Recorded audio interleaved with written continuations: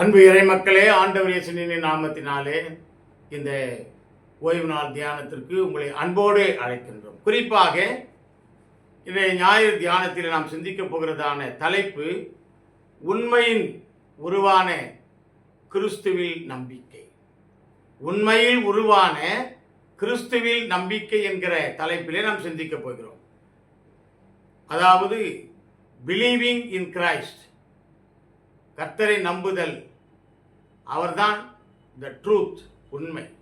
அவர்தான் உண்மையாக இருக்கிறார் என்ற தலைப்பிலே நாம் சிந்திக்க போகிறோம். இன்றைய சமுதாயத்திலே மனிதர்கள் அநேக உலக பிரகாரமாக பிற மனிதர்கள் நம்பி நம்பி நம்பி ஏமாந்து போகிறார்கள்.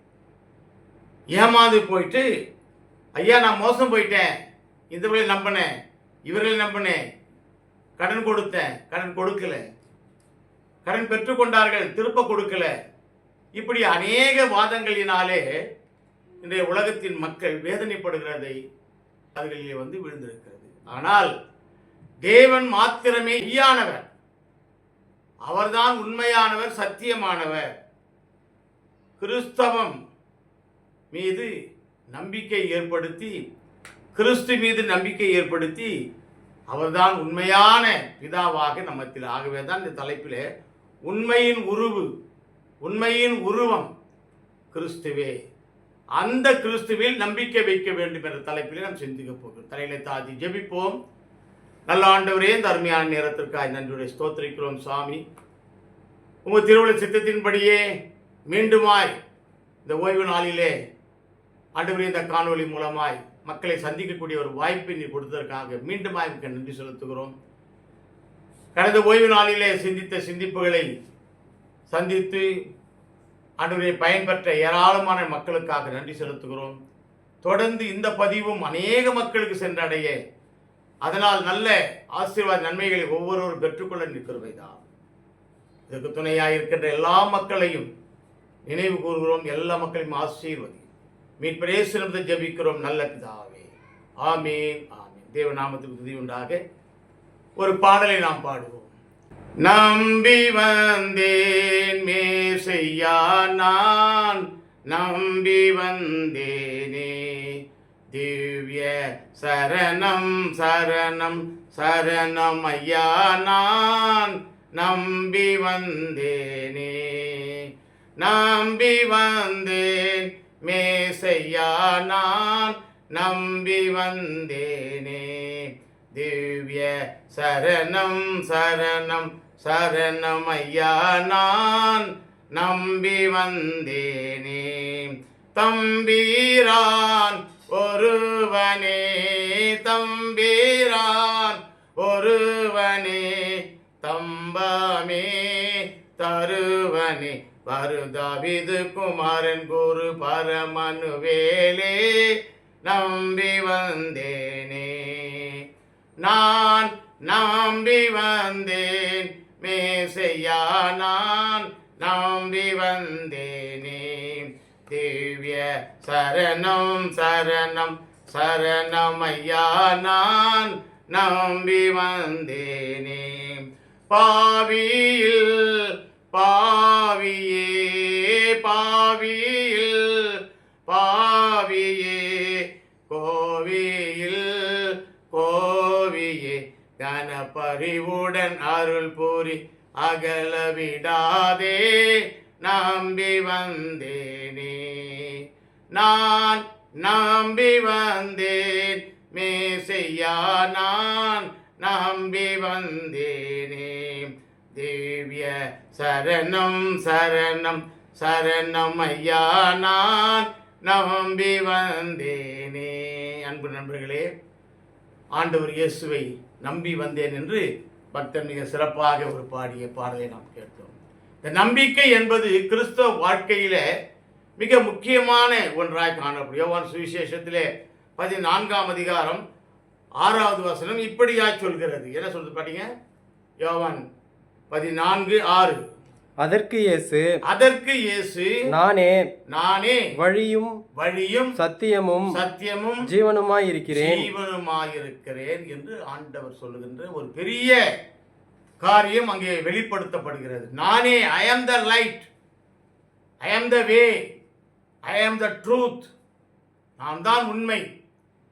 மற்ற உலகத்திலே, மாயையான இந்த உலகத்திலே நம்பி நம்பி நம்பி, ஐயா நான் இவர்களுக்கு இவ்வளவு கொடுத்தேன், மோசம் போயிட்டேன், இவர்கள் தருவதாக சொன்னார்கள், மோசம் போயிட்டேன், இந்த டாக்டரை நம்பினேன், சரியான வைத்தியம் பண்ணல, மோசம் போயிட்டேன், இப்படியான குரல்களை ஏராளமாய் கேட்டுக்கொண்டிருக்கிற சூழ்நிலையிலே என் அப்பன் இயேசுவை நான் நம்பினோர் கெடுவதில்லை, நாதன் இயேசுவை நம்பினோர் கெடுவதில்லை என்கிற ஒரு நல்ல காரியத்திற்கு ஏற்ப ஆண்டவரின் மீது நம்பிக்கை வைத்தவர்கள் கெடுவதில்லை. அதான் உண்மை என்று சொன்னால் அவரிடத்திலே அந்த நம்பிக்கையின் அடிப்படையிலே உண்மை காணப்பட்டது.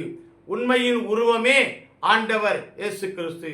அதே சங்கீத புஸ்தகத்தில் 86ஆம் அதிகாரம் 11வது வசனம் நான் கடந்து போகும் பொழுது, கர்த்தாவே கர்த்தாவே உமது வழியை எனக்கு போதியும். அது வழியை எனக்கு, நீங்க என்ன வழியில் நடக்கிறீங்களோ அது உண்மையான வழியை நான் கத்துக்கணும் சாமி, எனக்கு போதிங்க.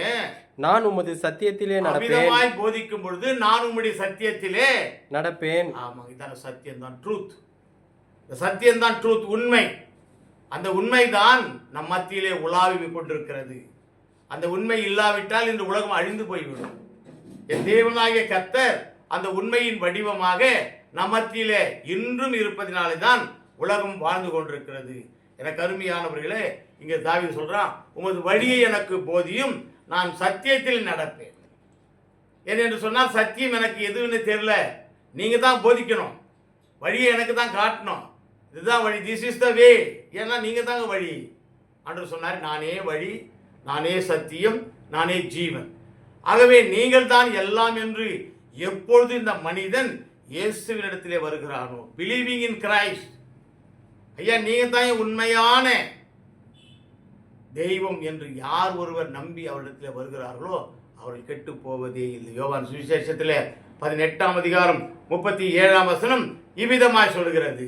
அப்பொழுது பிலாத்து அவரை நோக்கி, அப்பொழுது பிலாத்து என்ன பண்றான், கடைசி நேரம் இயேசுசாமியை சிலுவையில் அறைவதற்கு ஒப்பு கொடுப்பதற்கு முன்னதாக பிலாத்து இயேசுசாமியை பார்த்து, அப்படியானால் நீ ராஜாவோ என்றான். நீர் ராஜாவோ என்றான். இயேசு பிரதியுத்தரமாக, இயேசு அதற்கு பதிலடியாக, நீர் சொல்கிறபடி நான் ராஜாதான். சொல்றபடி நான் ராஜாதாயா, நான் ராஜாதான். அந்த ஏழைகளை, இந்த பரதேசிகளை, இந்த திக்கற்றவர்களை, இந்த அனாதைகளை, இந்த ஒன்றும் அறியாதவர்களை, மக்களை நான் விடுவிக்க வந்தேன். குறிப்பா சொன்னாக்கா இவர்களுக்கு வலது கையது இடது கையது கூட தெரியாத அளவிற்கு விவேகமற்றவர்களாய் நடந்து கொள்கிறார்களே, இந்த மக்களுக்கு நான் அரசன் தான்.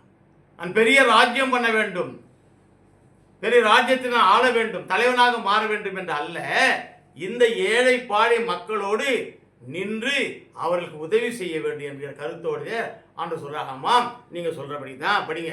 சத்தியத்தை குறித்து சாட்சி கொடுக்க நான் பிறந்தேன். சாட்சி கொடுக்க. எது சத்தியம், எது உண்மை, எதுதாங்க சத்தியம்? இந்த சத்தியம் என்பது சொல்லிக் கொண்டு இருக்கிறவே இன்றைய நாள் தியானத்தில் இந்த சத்தியம் என்ன என்பதை விசுவாசிக்க அப்படிங்க.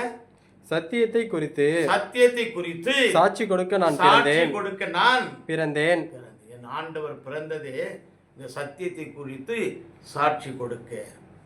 சாட்சி கொடுக்கத்தான் இந்த சத்தியத்தை குறித்து ஆண்டவர் பிறந்தார். அவருடைய வார்த்தை சத்தியம்.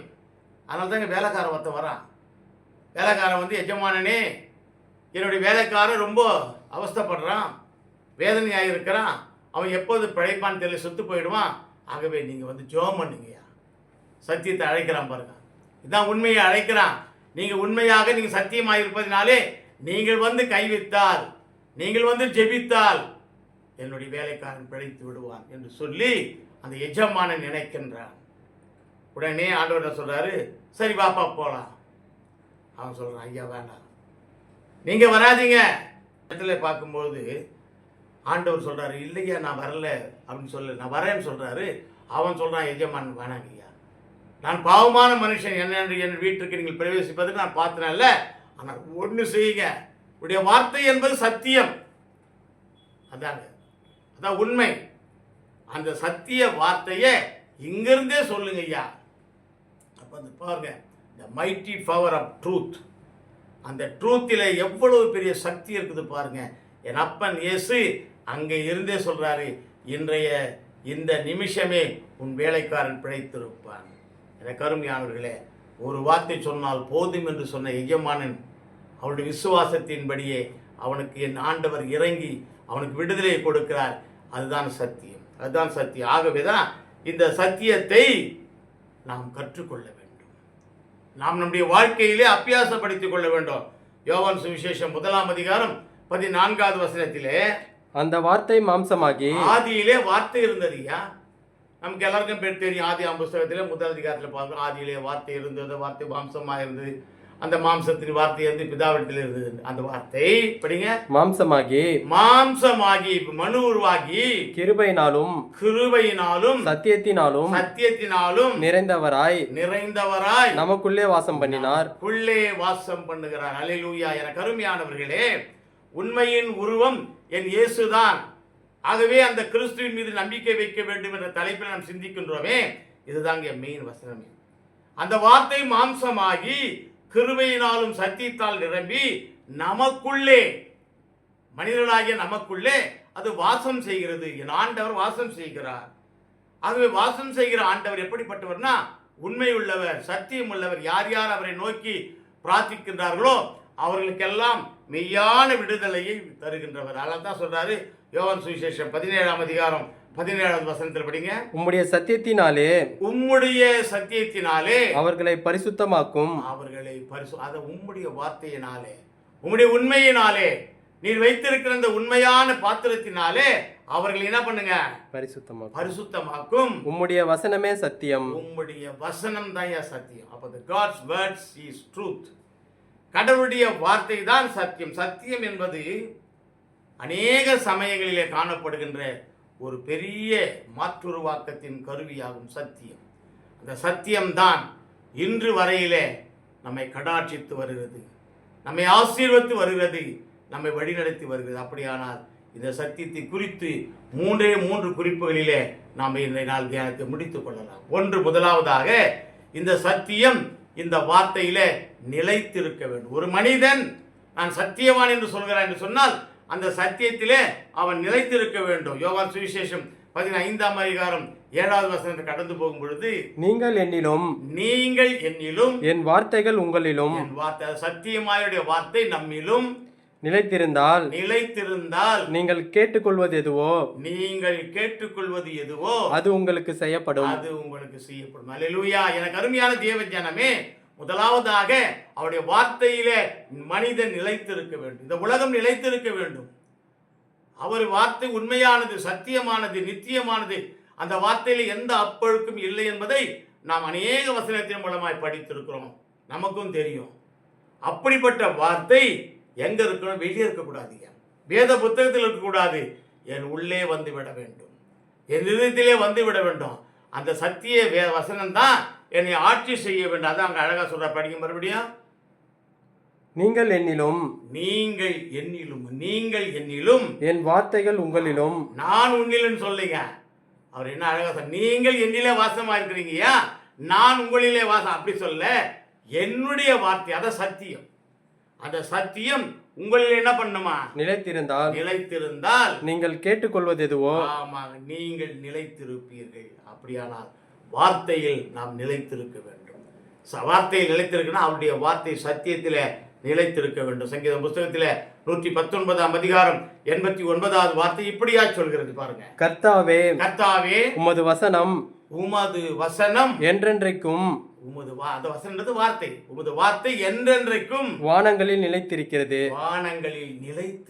என் ஆண்டவருடைய வசனங்கள் எப்பொழுதுமே நிலை கொண்டு நிலைத்ததாய் காணப்படுகிறது, அழிந்து போகிறதாய் அல்ல, விலகி போகிறதாய் அல்ல, நம்மோடு கூடவே நிலைத்திருக்கிறதாய் இருக்கிறது. அதுதான் யாத்திரா புஸ்தகத்திலே பழைய ஏற்பாட்டில் வாசி கேட்டோமே, யாத்திரா 34 அதிகாரம் 1 முதல் 9 வசனத்தில் மோசேக்கு ஆண்டவர் அளிக்கின்ற கற்பனைகள், உடன்படிக்கை. அவனோடு கூட உடன்படிக்கை செய்தார், கற்பாரை கொடுத்தமிச்சாரு. எல்லாருக்கும் தெரியும் இந்த சங்கதி. கற்பாரை வந்த உடனே நீங்க பார்த்த உடனே மக்கள் இங்க வழி விலைக்கு போயிட்டாங்க. கோபத்தில் அந்த கற்பாரை அடிச்சு உடச்சிடுறாரு, அந்த கற்பலகைகளை. ஆனால் என் தேவனாகிய கர்த்தர் அவர்கள் மீது மனம் இறங்கி மீண்டும் 2 கற்பலகைகளை கொண்டு வாங்க, நான் எழுதி தரேன்றாரு. இதுதான் உண்மையான வார்த்தையினுடைய கிருபை, ஆசீர்வாதம், மன்னித்தல். ஆகவே கடைசி வரையிலே இயேசுவானவர் தன்னுடைய வார்த்தையினாலே நம்மோடு கூட உடன்படிக்கை செய்து கொண்டே இருக்கிறார். மோசே கடவுளுடைய வார்த்தையை மக்களுக்கு கொடுத்தான். அந்த என்ன பண்றாங்க, அந்த வார்த்தையின்படி தான் வளர வேண்டும் என்று சொல்ற 34ஆம் அதிகாரம் 6ஆம் வசனம் படிங்க. யாத்திரையா 34:6. கர்த்தர் அவனுக்கு முன்பாக கடந்து போகிற போது கர்த்தர் அவனுக்கு மோசேக்கு முன்பாய் கடந்து போகிற பொழுது அவர் கர்த்தர் கர்த்தர் ஆமா இவங்க சொல்றாங்க, அவர் கர்த்தர் இரக்கமும். ஆமா, அவர் எப்படிப்பட்டவரா பாருங்க, அந்த வார்த்தை எப்படிப்பட்டதா பாருங்க, அந்த சத்தியம் எப்படிப்பட்டதா பாருங்க. அவர் இரக்கமும் கிருபையும் நீடிய சாந்தமும். நீடிய சாந்தம். நாம் செய்கிற தவறுகள் எல்லாம் மன்னித்து கொண்டே வருகின்ற கடவுள். அது உடன்படிக்கையில மாற்றமே கிடையாது. நான் உங்கள் தேவன், நீங்கள் எங்கள் மக்கள் சொன்னாரு, நாங்கள் மன்னிக்கிறேன் சொன்னாரு. அந்த வார்த்தையை சத்தியமாக்கி நமக்குள்ளே வாசமாயிருக்கின்ற கடவுள் நம்மை மன்னித்து கொண்டே இருக்கிற பாருங்க. கிருபையானவர், இரக்கமானவர், நீடிய சாந்தமானவர், மகா தயவுள்ளவர், தயவு தாட்சணை நிறைந்தவர், சத்தியம் உள்ள தேவன். சத்தியம் சத்தியம் சத்தியம் உண்மையுள்ள தேவன். 1000 தலைமுறைகளுக்கு 1000 தலைமுறை வரையில நம்மை மன்னிக்கிறவராக, நாம் செய்கின்ற தீமைகளை மன்னிக்கின்றவராய் காணப்படுகிறார். ஆகவே இந்த வார்த்தை உண்மையான வார்த்தை. அந்த வார்த்தையில நிலைத்திருக்க வேண்டும். நீங்களும் நானும் எங்கெங்கேயோ போய் நிலைத்திருக்கிறீங்க நம்முடைய வாழ்க்கையில. இன்றைய திருச்சபைகள் எந்தெந்த காரியத்தில் நிலைத்திருக்கிறது ஐயா? பாட்டு பாடுறா, டான்ஸ் ஆடி பாட்டு பாடுறாங்க, மோலட்சின் பாட்டு பாடுறாங்க. நான் வேணான்னு சொல்ல, கர்த்தரை துதிப்பதும் ஆராதிப்பதும் 10 நரம்பினாலே ஸ்தோத்தரிப்பதும் ஏற்புடையதுதான். ஆனால் பிறருக்கு இடைஞ்சல் இல்லாதபடி அந்த டான்ஸில் இன்று அநேக பிள்ளைகள் கெட்டு போனார்கள். அநேக பிள்ளைகள் தங்கள் வழியை விலகி போனார்கள். அப்படி சொல்லலையே வார்த்தை. அதே யாத்திரை 34ஆம் அதிகாரம் 7ஆம் வசனம் படிங்க. 1000 தலைமுறைகளுக்கு மன்னிக்கின்றவர். இன்றும் என் ஆண்டவர் மன்னித்து கொண்டே இருக்கின்றார். அதுதான் சொல்றார் பாருங்க. ஏசாயாவின் புஸ்தகத்தில் 49ஆம் அதிகாரம் 15வது வசனத்தில் பார்க்கும்போது, ஸ்திரீயானவள் தன் கர்ப்பத்தின் பிள்ளைக்கு இறங்காமல். ஆண்டவரே ஆணாகவே பாவித்து வந்தோம். இந்த இடத்துல வரும்போது என் ஆண்டவர் ஏசாயா மூலமா சொல்றார் பாருங்க. ஸ்திரீயானவள் தன் கர்ப்பத்தின் பிள்ளைக்கு இறங்காமல் தன் பாலகனை மறப்பாளோ, பாலகனை பால் கொடுக்காமல் விடுவாளோ, இதுதான் அர்த்தம். அப்படியானால் என் ஆண்டவர் அவர் நம்மிலே நிலைத்திருக்க விரும்புகிறார். ஆனால் மனிதன் தான் அவரோடு கூட லைத்திருக்க விரும்புவதில்லை, இணைந்திருக்க விரும்புவதில்லை. ஆனால் தான் இந்த சத்தியம் என்று சொல்கின்ற வசனம் நம்மோடு கூடவே நிலைத்திருக்க வேண்டும். லூக்கா சுவிசேஷம் 6ஆம் அதிகாரம் 48வது வசனத்தில் பார்க்கும் பொழுது, ஆழமாய் தோண்டி கற்பாறையிலே கட்டப்பட்ட வீடாக நாம் இருக்க வேண்டும். அதாங்க வார்த்தையிலே நிலை பெற்றிருக்கிறது. அந்த வார்த்தை நம்மளே இருக்கிறதுக்கு அர்த்தம் கற்பாறையிலே படிங்க. கற்பாறையின் மேல் அஸ்திபாரம் போட்டு வீடு கட்டுகிற மனுஷனுக்கு ஒப்பாயிருக்கிறான். பெருவெள்ளம் வந்து எப்படிப்பட்ட இயற்கை பேரழிவு சுனாமி வந்தாலும் நீரோட்டம் அந்த வீட்டின் மேல் மோதியும் அதை அசைக்க கூடாமற் போயிற்று.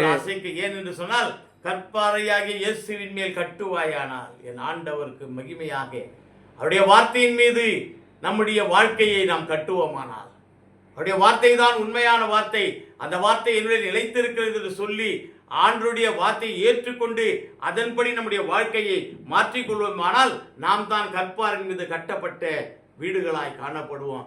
இந்த வீட்டிற்கு எந்த அழிவும் இல்லை என்று சொல்லுகிறார். மேலே நம்முடைய வாழ்க்கை சிறப்பாக அமையும் என்பதையும் நீங்க ஆண்டவர் மிக அழகாக சொல்கிறார். அப்படியானால் இந்த உண்மை, அவர் என்கிற உண்மை, சத்தியம் என்கிற அவர், சத்தியம் என்கிற இயேசு கிறிஸ்து, அவர் மீது நம்பிக்கை வைத்துக் கொண்டிருக்கிற நாம் இந்த உண்மையை, இந்த சத்தியத்தை நம்முடைய மனதிலே வைக்க வேண்டும். அப்படியானால் இந்த வார்த்தை நிலைத்திருக்க ஒவ்வொருடைய மனித வாழ்க்கையிலையும், ஒவ்வொரு திருச்சபை, ஐயா அநேக திருச்சபையில் வசனம் எழுதுங்க. என்ன பிரயோஜனம் வசனம் எழுதுறதுல? வீடுகளில் வசனம் மாற்றுக்கிறது என்ன வசனம்? இவைகள் சுவற்றிலேயே தொங்கிக் கொண்டிருக்கிறதே ஒழிய என் இதயத்துக்கு வரவில்லை, என்னிலே நிலைத்திருக்கவில்லை.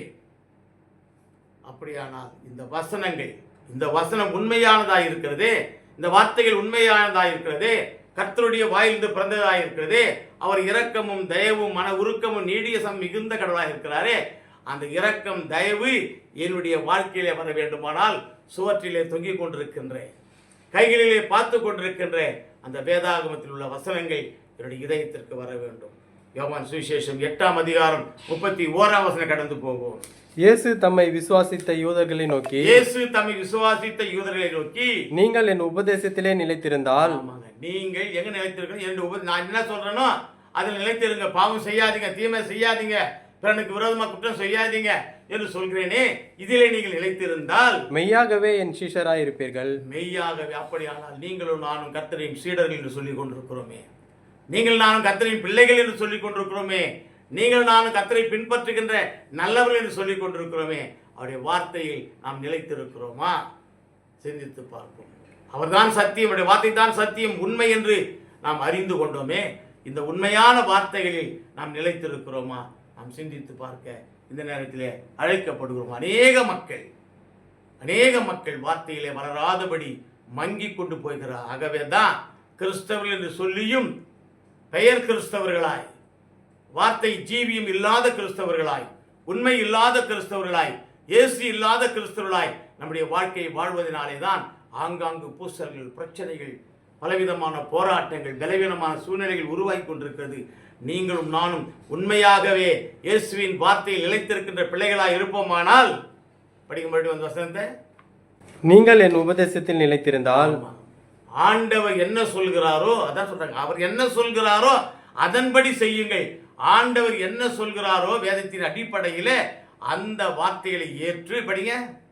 மெய்யாகவே என் சீஷராய் இருப்பீர்கள். மெய்யாகவே அப்படி ஏற்று செய்தால்தான் அவருடைய சீடர்கள். அப்படியானால் இயேசுவின் சீடர்களாய் நாங்கள் இருக்கிறோம் என்று சொல்லிக் கொண்டிருக்கிறோம். வீராதி வீரர் இயேசு, சேனை நாங்கள், இயேசுவின் சேனை நாங்கள் என்று பாட்டு பாடி குருத்தோலை பிடிச்சின்னு போயிருக்கிறான். என்ன பிரயோஜனம்? பாட்டோடு சரி, நடையோடு சரி, அந்த ஊர்வலம் முடிஞ்சதோடு சரி. இந்த வார்த்தைகள் என்னுடைய வாழ்க்கையில, அவருடைய உபதேசங்கள் என் வாழ்க்கையில நிலை பெற்று இருக்கும்போது மாத்திரமே வசனத்தை, வார்த்தையை, உண்மையை, நம்பிக்கையை நான் சுவைக்கின்றவனாக இருப்பேன். ஆகவே ஒவ்வொரு மனிதர்களுக்கும் தனிப்பட்ட முறையிலே அவருடைய வசனத்தை இதயத்திலே வைத்துக் கொள்ள வேண்டும். இரண்டாவது, அந்த வசனத்தின்படி வளர வேண்டும். எபேசியர் புஸ்தகத்திலே 4ஆம் அதிகாரம் 7 முதல் 16 வசனங்களை நாம் வாசிக்க கேட்டோம். கிறிஸ்துவில் வளர்வதே இந்த கிறிஸ்தவ வாழ்வு. கிறிஸ்து எவ்விதமாய் வாழ்ந்தார், வளர்ந்தார், அன்பிலே சத்தியத்திலே வளர்ந்தாரே. அப்படியானால் நீங்களும் நானும் கூட கிறிஸ்துவில் வளர்கிறோம், கிறிஸ்துவில் வாழ்கிறோம், கிறிஸ்தவ பிள்ளைகளாக ஜீவிக்கிறோம் என்று சொல்லிக் கொண்டிருக்கிறோம். இந்த ஞாயிற்றுக்கிழமையில் பைபிளை கெட்டியாக பிடிச்சின்னு போகிறோம், பாட்டை கெட்டியாக பிடிச்சின்னு போகிறோம், அங்கே உட்காந்து பாடுறோம். ஐயா, வெள்ளை உடைய வேந்தர்களாக காணப்படுகிறோமே, பிரயோஜனம் என்ன? அவருடைய வார்த்தையில் வளரவில்லை. முடிஞ்சு வந்தவுடனே நம்முடைய வாயிலிருந்து புறப்படுகிற வார்த்தைகள் அவருடைய வார்த்தைகளாக இல்லையே. அதுதான் எபேசியர் 4ஆம் அதிகாரம் 15வது வசனத்துக்கு நான் கடந்து போகும் பொழுது, அன்புடன் சத்தியத்தை கைக்கொண்டு தலையாகிய கிறிஸ்துவுக்குள், தலையாகிய அவர்தான் தலை, நாம் உடல், தலையாகிய கிறிஸ்துவுக்குள் எல்லாவற்றிலேயும் நாம் வளர்கிறவர்களாய் இருக்கும்படியாக. தலை காணன்னு வச்சுங்க, இதுக்கு பேர் முண்டம் தான். முண்டத்தை வைத்து ஒண்ணுமே சொல்ல முடியாது. இவர் தான் குமார் சார்னு சொல்ல முடியாது. இந்த முண்டமை என் தலையை கொண்டு வந்து இங்கே வச்சாதான் இவர் தாங்க வாத்தியார், இவர் தான் குமார் சார் சொல்ல முடியும். அப்படியானால் என் மீது இயேசு வந்து அமர்ந்தால் மாத்திரமே, அவருடைய வார்த்தையால் நான் வளர்ந்தால் மாத்திரமே என்னை அடையாளப்படுத்திக் கொள்ள முடியும். நான் கிறிஸ்தவன் என்று அநேகர்கள் பைபிளை வச்சுக்கொண்டு வேத அந்த சிலுவையை வரைந்து கொண்டு ஆடையின் மூலமாய், உடையின் மூலமாய் நம்ம நடித்து கொண்டிருக்கிறோமே, இவைகளில் எல்லாம் நம் வளர்ச்சியே அல்ல. எப்பொழுது நீங்களும் நானும் உண்மையான கிறிஸ்தவர்கள் என்று சொல்லி உலகிற்கு காட்ட முடியும் என்று சொன்னால், நீங்களும் நானும் சத்தியத்திலே வளர வேண்டும். அப்படியானால் நாம் எப்படி வளருகிறோம்? நன்றாக சிந்தித்து பாருங்க. மத்தேயு சுவிசேஷத்தில் 5ஆம் அதிகாரத்தில் வளர்ச்சியை பற்றி நிறைய போட்டிருக்கிறாங்க. என்னென்ன தவறுகள் நடக்கிறது என்பதை மிக மிக தெளிவாக மத்தேயு 5ஆம் அதிகாரத்தில் சொல்றார். இப்படி எப்படி இப்படி அப்படி என்று சொல்லி இவைகள் எல்லாம் நம்முடைய வாழ்க்கையில காணப்படுகிறதா? அப்படியானால் நீங்கள் நானும் வளரவில்லை. நீங்கள் நானும் வளர்ச்சி இல்லாதவர்களாய் காணப்படுகிறோம், குறை உள்ளவர்களாய் காணப்படுகிறோம். கிறிஸ்துவில் வளர்கிறோம் என்று சொன்னால் நாம் நம்மை ஆண்டவருக்குள்ளதாக மாற்றிக்கொள்ள வேண்டும். எபேசியர் புஸ்தகத்தில் அதே 4ஆம் அதிகாரத்தில் 12:13 படிங்க. பரிசுத்தவான்கள் பரிசுத்தவான்கள் சீர் பொருந்தும் பொருட்டு சீர் பொருந்தும் பொருட்டு சுவிசேஷ ஊழியத்தின் வேலைக்காகவும் சுவிசேஷ ஊழியத்தின் வேலைக்காகவும் கிறிஸ்துவின் சரீரமாகிய சபையானது கிறிஸ்துவின் சரீரமாகிய சபையானது பக்தி விருத்தி அடைவதற்காகவும் பக்தி விருத்தி அடைவதற்காகவும் அவர் சிலரை அப்போஸ்தலராகவும், ஐயா நான் போதகன் அல்லது நான் ஊழியன் அல்லது நான் ஆர்கெஸ்ட்ரா வாசிக்கிறவன், நாங்கள் மூப்பனாருங்க, நாங்கள் பிசி மெம்பருங்க என்று சொல்லி அவங்கவுங்க தகுதியிலே நின்று கொண்டிருக்கிறோமே. என் ஆண்டவர் அப்படி அல்ல, பிரித்து கொடுக்கிறார். ஏன்னு சொன்னால் எல்லாருமே அந்த கிறிஸ்துவத்திலே வளர வேண்டும், வார்த்தையை ஊன்றி வளர வேண்டும், வார்த்தை இருதயத்தில் வைத்து வளர வேண்டும் என்கிற அந்த வளர்ச்சியை காண வேண்டும் என்பதற்காக சீர் பொருந்தும் பொருட்டு நம்முடைய வாழ்க்கை, மனிதனுடைய வாழ்க்கை ஏற்றத்தாழ்வு இல்லாதபடி எல்லோரும் ஒன்றாக வளர வேண்டும், வாழ வேண்டும் என்பதற்காக படிங்க மறுபடியும் வசனத்தை. அவர் சிலரை அப்போஸ்தலராகவும் சிலரை தீர்க்கதரிசிகளாகவும், ஆண்டவருடைய வசனங்களை சொல்லுகின்ற தீர்க்கதரிசிகளாகவும், சிலரை சுவிசேஷகராகவும், சிலரை சுவிசேஷகர்களாக ஆங்காங்கு சென்று ஊழியத்தை செய்கின்ற சுவிசேஷகர்களாகவும், சிலரை மேய்ப்பராகவும் போதகராகவும் ஏற்படுத்தினார். என் ஆண்டவராகிய கர்த்தர் எவ்வளவு அருமையான ஞானமுடையவராக இருக்கிறார் பாருங்க. வார்த்தையில் நாம் வளர வேண்டும் என்பதற்காக நம்ம அப்படி எல்லாரையுமே ஊழியக்காரரா, எல்லாரையுமே அப்போஸ்தலரா, எல்லாரையுமே திருச்சபையின் ஊழியரா, எல்லாரையுமே மூப்பனாரா வச்சில்லைங்க. ஆங்காங்கே ஆண்டவர் தம்முடைய வார்த்தையில் வளர வேண்டும் என்பதற்காக ஒவ்வொருவரையும் பிரித்து பிரித்து சீர் பொருந்தும் பொருட்டாக இந்த ஏழ்மை நிலையில் இருக்கிறவன், வறுமை நிலையில் இருக்கிறவன், தாழ்ந்து இருக்கிறவன், இவனும் உயர்ந்து விட்டேன் என்று சொல்லுகிறவன், பணத்திலே உயர்ந்து இவர்களும் ஒன்றாக சீர் பொருந்துவதற்காக என் ஆண்டவர் இவர்களை வைத்திருக்கிறாரே. நம்முடைய தகுதிக்கு ஏற்ப நாம் வளர்ந்திருக்கிறோமா? சிந்தித்து பார்ப்போம். நம்முடைய பக்தியினாலே நம்முடைய பக்தி விருத்தி அதிகமாகிறது. அதே எபேசியர் புத்தகத்திலே 4ஆம் அதிகாரம் 16ஆம் வசனம் படிங்க. அவராலே சரீரம் முழுவதும் அதற்கு உதவியாய் இருக்கிற சகல கணுக்களிலும் இசைவாய் கட்டி இணைக்கப்பட்டு ஒவ்வொரு அவயமும் தன் அளவுக்கு தக்கதாய் அளவுக்கு. ஆமாங்க, கைக்கு ஏற்ற மாதிரி தான் இருக்கணும். கை பெருசா நீட்டி இருக்கக்கூடாது, காலுக்கு ஏற்ற மாதிரி இருக்கணும். ஒரு கால் பெருசா போயிடக்கூடாது, தலைக்கு அளவா இருக்கணும், தலை பெருசாயிடக்கூடாது, சரீரம் பெருசாயிடக்கூடாது. என் ஆண்டவர் எல்லாவற்றையும் அளந்து இரக்கத்தினாலே அளந்து, அன்பினாலே அளந்து, அவர் வார்த்தையினாலே அளந்து. ஏனென்று சொன்னால் என் மகன் என் மகள் என்னுடைய வார்த்தையிலே வளர வேண்டும். முதலாவதாக நாம் பார்த்தோமே, என்னுடைய வார்த்தையில் நிலைத்து இருக்க வேண்டும். நிலைத்திருக்கிற மனுஷன் அப்படியே இருக்கக்கூடாது ஐயா, வளர்ச்சி அடையணும். முளைக்குது, விதை முளைச்சிடுச்சு. முளைத்த விதை முளையா இருக்கக்கூடாது, செடி ஆகணும், மரமாகணும், காய் காய்க்கணும், பழம் பழுக்கணும். இவைகள் எல்லாம் நம்முடைய வாழ்க்கையில நாம் கனித்தருகின்ற மக்களாய் மாற வேண்டும் என்பதை தான் ஆண்டவர் விரும்புகிறார். படிங்க. அளவுக்கு தக்கதாய் கிரியை செய்கிறபடியே அது அன்பினாலே தனக்கு பக்தி விருத்தி உண்டாக்குகிறதற்கு ஏதுவாக சரீர வளர்ச்சியை உண்டாக்குகிறது. சரீர வளர்ச்சியை என் ஆண்டவருடைய வார்த்தையில வளர வேண்டும் என்று சொன்னமே, எவ்விதமாய் வளர வேண்டும்? மெதுமெதுவான வளர்ச்சிகள் காணப்பட வேண்டும். இன்று அநேக ஊழியர்கள் திடீரென்று முளைக்கிறான், திடீர்னு மறைஞ்சு போறான், திடீரென்று வர்றாங்க, திடீர்னு காஞ்சி போறாங்க, தீஞ்சு போறாங்க. அப்படி அல்ல ஐயா. தினமும் ஞான பாலின் மீது வாஞ்சை கொண்டவர்களாய் அவருடைய வார்த்தையிலே, அவருடைய சத்தியத்திலே, அவருடைய உண்மையிலே, அவருடைய வசனத்திலே வளர்ச்சி அடைய வேண்டும். 2 தீமோத்தேயு புத்தகத்திலே 4ஆம் அதிகாரம் 3-4 வசனங்களை பார்க்கும் பொழுது, ஏனென்றால் அவர்கள் ஆரோக்கியமான உபதேசத்தை பொறுக்க மனதில்லாமல் என் ஆண்டவருடைய உபதேசங்கள் ஆரோக்கியமானது. அன்பு செலுத்துங்கள், அன்பை நாடுங்கள், பிறரை உபசரிக்க நாடுங்கள். என் ஆண்டவர் என்ன அழகா அவருடைய, எங்கேயாவது கோயிலுக்கு போங்க, கோயிலில் ஒன்றா உட்காந்து கூட்டம் போடுங்க, நல்லா சாப்பிட்டு வெளியே வாங்க. இல்லையா, என் ஆண்டவர் சொன்ன வார்த்தைகள் கட்டளைகள் எல்லாம் நித்தியமும் சத்தியமும் உண்மையுமாய் இருக்கு. படிங்க. செவி தினவு உள்ளவர்களாகி, செவி தினவு என்ன உங்களுக்கு தெரிஞ்சிருக்கும்.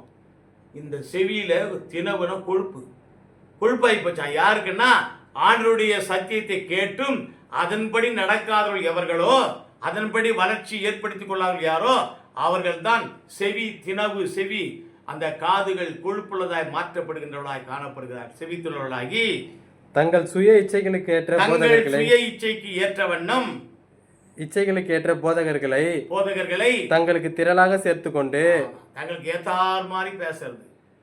ஏன்னா 4 பேர் முன்னாடி உட்காந்துருப்பா, இங்க உபதேசம் பண்றவர் என்னன்னு பாரு, பிரசங்கம் பண்றவர் அந்த 4 பேரையும் சொல்லினே வார்த்தையை சொல்லுவார். உடனே எல்லாருக்கும் அந்த 4 பேருக்கு முக்கியத்துவம் கொடுத்துட்டு போயிருப்பா. அப்படி அல்லையா, திருச்சபை என்பது அனைவரையும் சீர்பொருந்த செய்கின்ற இடம். அந்த இடத்திலே அனைவரும் ஒன்றாக வார்த்தையில வளர வேண்டும். ஒரு குறிப்பிட்ட சமுதாயம் மாத்திரம் வளர்ச்சி அடைய வேண்டும் அல்ல, அனைத்து மக்களும் இயேசுவிலே வளர வேண்டும் என்பதுதான் அவருடைய வசனத்தினுடைய குறிக்கோள். ஆகவே சத்தியத்திற்கு நம்முடைய செவியை விளக்காதபடி சத்தியத்திற்குள்ளாக நம்முடைய செவியை சாய்க்க வேண்டும். சத்தியத்திற்கு நம்முடைய செவியை விளக்குகிறவர்கள் யாருன்னா செவி தினவுள்ளவர்கள். ஆகவே தான் எனக்கு அருமையான தேவ ஜனமே, நம்முடைய வாழ்க்கையில நாம் எவ்விதமாய் வாழ்ந்து கொண்டிருக்கிறோம். அதே எபேசியர் புஸ்தகத்திலே 4ஆம் அதிகாரம் 14ஆம் வசனத்தின்படி நாம் இனி குழந்தைகளாயிராமல் நாம் இப்போ குழந்தைகள் இல்லையா, என் தேவன் கொடுத்த ஞானப்பாலை உண்டு உண்டு உண்டு அந்த பாலில் வளர்ச்சி அடைந்து நம்மள பெரியவளாயிட்டோம். சொல்லி படிங்க. மனுஷருடைய தூதும் சூதும் வஞ்சிக்கிறதுக்கு ஏதுவான தந்திரம் உள்ள போதகமாகிய பலவித காற்றினாலே அலைகளைப் போல அடிபட்டு அலைகிறவளாய் இருக்கிறோம். ஆமா, நம்ம செவித்துள் தினவுள்ளவளா எப்ப மாற்றப்படுறோமோ, ஆண்டவருடைய வார்த்தைக்கு ஏற்ப நம்மை இணங்கி அவருடைய வார்த்தையை ஏற்றுக்கொள்ளாமல் அதன்படி வளர்ச்சியை ஏற்படுத்திக் கொள்ளாமல் பிற வளர்ச்சியில் ஈடுபடுகிறோமோ, நாம் இப்படியாய் போய்விடும் என்று வேதம் திட்டமாக சொல்கிறது. ஆகவே எனக்கு அருமையானவர்களே, முதலாவதாக இந்த உண்மையான சத்தியத்தை சிந்திக்கின்ற வேளையிலே முதலாவது சொல்கின்றது அவருடைய வார்த்தையிலே நிலைத்திருக்க வேண்டும். 2வது அவருடைய வார்த்தையிலே வளர வேண்டும். 3வது அவருடைய வார்த்தையிலே நாம் உண்மையாய் காணப்பட வேண்டும். யோவான் சுவிசேஷத்திலே 17ஆம் அதிகாரம் 21ஆம் வசனத்தை கடந்து போவோம். அவர்கள் எல்லோரும் ஒன்றாயிருக்கவும் அவருடைய வார்த்தையில எப்படி உண்மையா இருக்குதுன்னா எல்லாரும் ஒன்னா இருக்கணையா.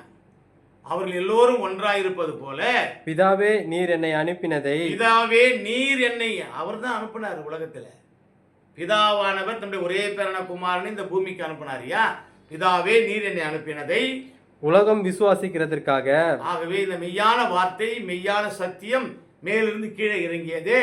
இந்த வார்த்தை, இந்த சத்தியத்தை விசுவாசிக்கிறதுக்காக நீர் என்னிலேயும் நான் உம்மிலேயும் இருக்கிறது போல. அங்க முதல்ல பார்த்தோம், நீர் என்னிலேயும் என்னுடைய வசனங்கள் உங்களிலே இருக்கிறது. இங்க பாருங்க, ஆண்டவராய பிதாவானவர் நீர் என்னிலேயும் நான் உம்மிலேயும் இருக்கிறதை படிங்க.